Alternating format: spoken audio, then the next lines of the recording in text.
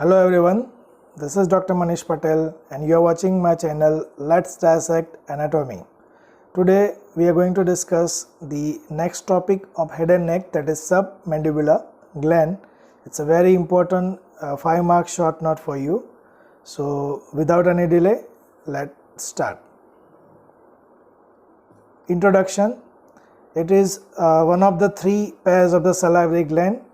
This large gland is about the size of walnut and it is situated in the anterior part of the digastric triangle. It lies partly below and partly deep to the posterior half of the mandible. थोड़ा mandible के नीचे रहता है, थोड़ा उसके पीछे रहता है, and weight is about 10 gram. In contrast to parotid gland, it is a mixed type of gland. Parotid was exclusively a serous salivary gland, while submandibular is mixed mucus and serous in nature, but major part is of serous variety. It is roughly J-shaped and being indented by the posterior border of the mylohyoid, which divides it into large superficial part and small deep part. Here you can see from the picture, this is the horizontal section taken like this, ऐसे cut करके लिया हुआ है. तो उसमें यहाँ पे superficial part होता है, फिर ये टर्न होके अंदर जाता है डीप में, that is called deep part.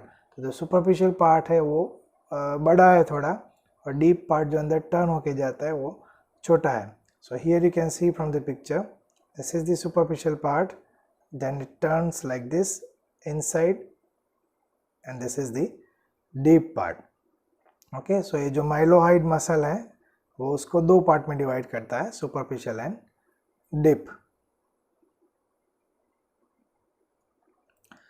Superficial part, this part of the gland is quite large and it fills the anterior part of the digastric triangle. It extends upward up to the mylohyoid line. Mylohyoid line I will show you in the practical of the mandible. It is situated just inside the body of the mandible. ये जो interior part है mandible की body का उसके पीछे, मतलब यहाँ पे होती है माइलोहाइड लाइन. सो यहाँ से यहाँ तक एक्सटेंड होता है superficial part like this. It has 2 ends. अब ऐसा है तो एक इंटीरियर एंड होगा, एक पोस्टीरियर एंड होगा, और 3 सरफेसेस है.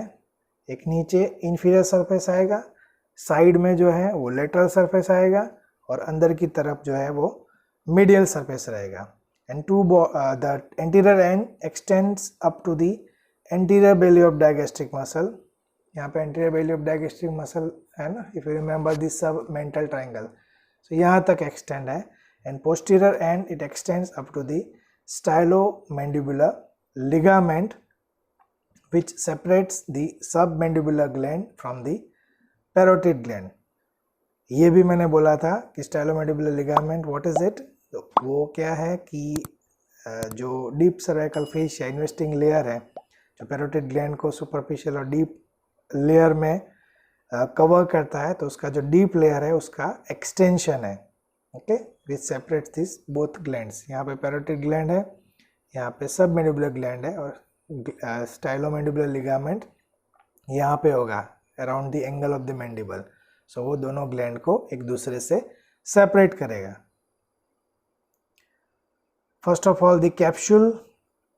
जो सबटाइटल जो है वो ऑलमोस्ट पैरोटिड ग्लैंड के जैसे ही होंगे. इंट्रोडक्शन है, लोकेशन है, कैप्सूल है, फीचर्स है, nerve supply, blood supply, lymphatic drainage and applied and all that. Okay, the gland is partially enclosed between 2 layers of the deep cervical fascia. If you remember the deep cervical fascia, the tracings of investing layer, where rule of 2 is there, where I have mentioned it encloses the 2 glands, parotid gland and submandibular gland. So वो investing layer दोनों तरफ से ऐसे उसको cover करेगा. The superficial layer covers the inferior surface of the gland and is attached to the base of the mandible. So आपको diagram में यहाँ पे दिख रहा है, this is the superficial layer, and deep layer covers the medial surface of the gland and is attached to the mylohyoid line. So this dotted line here you can see from the picture, they are the coverings, capsules formed by the investing layer of deep cervical fascia.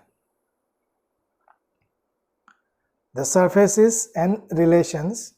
So surfaces, जैसे मैंने बताया, 3 surfaces are there: inferior surface, lateral surface and medial surface. So inferior surface मतलब ये वाला, मतलब उसको हम superficial surface भी बोल सकते हैं, that we can see over here. So उसमें क्या आएगा? सबसे पहले तो skin है, then superficial fascia which contains the platysma muscle and a cervical branch of facial nerve. Then comes the deep cervical fascia, that is deep fascia, then facial vein and submandibular lymph node. So picture में आपको सब कुछ दिख रहा है. You can see over here, this line is skin, फिर ये है facial vein, ये blue color का है submandibular gland, फिर here you can see dotted line investing layer deep fascia, उसके ऊपर जो छोटा सा डॉट है that is cervical branch of facial nerve. So all you can see over here, they are the relations over the inferior surface. Then comes lateral surface. So lateral surface कौन सा हो गया? ये वाला, right? So here the relations are submandibular fossa on the inner aspect of the body of the mandible. जो body of mandible है उसके अंदर की तरफ एक फोसा जैसा डिप्रेशन होता है, उसको बोलते हैं सब मैंडिबुलर फोसा. तो सबसे पहला वो आ जाएगा, उसके बाजू में मीडियल टेरिगोइड मसल और facial artery. So these are the 3 relations over the lateral surface. Then comes medial surface. Medial surface पे बहुत सारे रिलेशंस हैं. The medial surface is divided into 3 parts: anterior part, middle part and posterior part. So ये वाला part जो है, this is the anterior part, this is the middle part and this is the posterior part. पर देखो, अगर आपको ऐसा separately याद नहीं रहता है, so nothing to worry, write down randomly 5 to 7 relations over the medial surface. Divide करने की कोई ज़रूरत नहीं है. एंटीरियर पार्ट में आएंगे mylohyoid muscles, nerves and vessels with facial artery, जो ऊपर आपको यहाँ पे दिख रहा है. This are the anterior relations. Middle part में है hyoglossus muscle, lingual and hypoglossal nerve and submandibular ganglion यहाँ पे. और पोस्टीरियर पार्ट में है styloglossus muscle, stylohyoid ligament, glossopharyngeal nerve and wall of pharynx. Okay, so आप एंटीरियर, मिडल, पोस्टीरियर सेपरेटली याद ना रख के ऐसे भी याद रख सकते हो कि 3 मसल्स है: mylohyoid muscle, hyoglossus muscle, styloglossus muscle. 3 muscles, फिर 3 to 4 नर्व्स हो गई: mylohyoid nerve and vessels, lingual nerve, hypoglossal nerve, glossopharyngeal nerve. 3 to 4 nerves हो गई, ठीक है. और ये आर्टरी है, submental branch of facial artery, stylohyoid ligament है और सबमैंडिबुलर गैंग्लियन है. वो 3 सेपरेट है. तो 3 muscles, 3 to 4 nerves and 3 separate things. तो टोटल 9 to 10 हो गए. You can remember 5 to 7 of them. 3 muscles and 4 nerves वो लिख दोगे तो भी चलेगा. Okay, so this are the relations over the surfaces.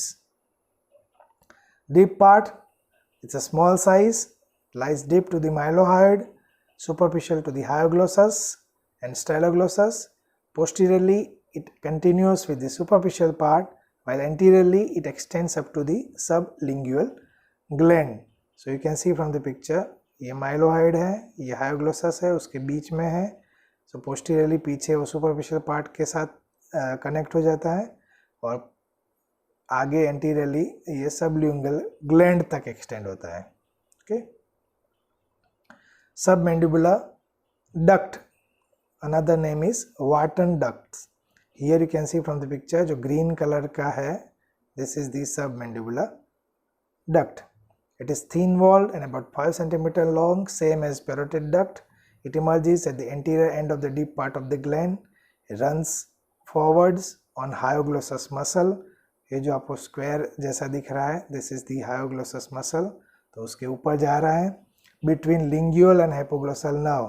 तो ये ऊपर येलो कलर की नर्व जा रही है वो लिंगुअल है, नीचे येलो कलर की नर्व जा रही है वो हाइपोग्लोसल नर्व है। उन दोनों के बीच में और हाइपोग्लोसस के ऊपर से वो जा रहा है।